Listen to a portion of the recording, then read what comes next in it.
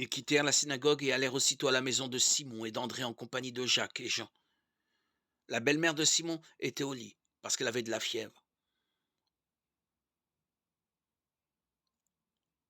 Dès que Jésus arriva, on lui parla d'elle. Il s'approcha d'elle, lui prit la main et la fit se lever. La fièvre la quitta et elle se mit à les servir. Quand le soir fut venu, après le coucher du soleil, les gens transportèrent vers Jésus tous les malades et ceux qui avaient des esprits mauvais.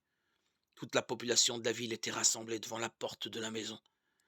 Jésus guérit beaucoup de gens qui souffraient de diverses maladies, et il chassa aussi beaucoup d'esprits mauvais. Il ne laissait pas parler les esprits mauvais, parce qu'ils savaient, eux, qui il était. Très tôt, le lendemain, alors qu'il faisait encore nuit noire, Jésus se leva et sortit de la maison.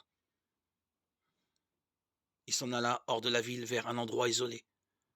Là, il se mit à prier. Simon et ses compagnons partirent à sa recherche. Quand ils le trouvèrent, ils lui dirent: Tout le monde te cherche.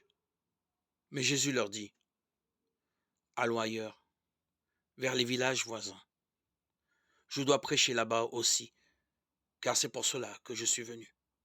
Et ainsi, il alla dans toute la Galilée. Il prêchait dans les synagogues de la région et il chassait les esprits mauvais. Marc 1, 29, 39.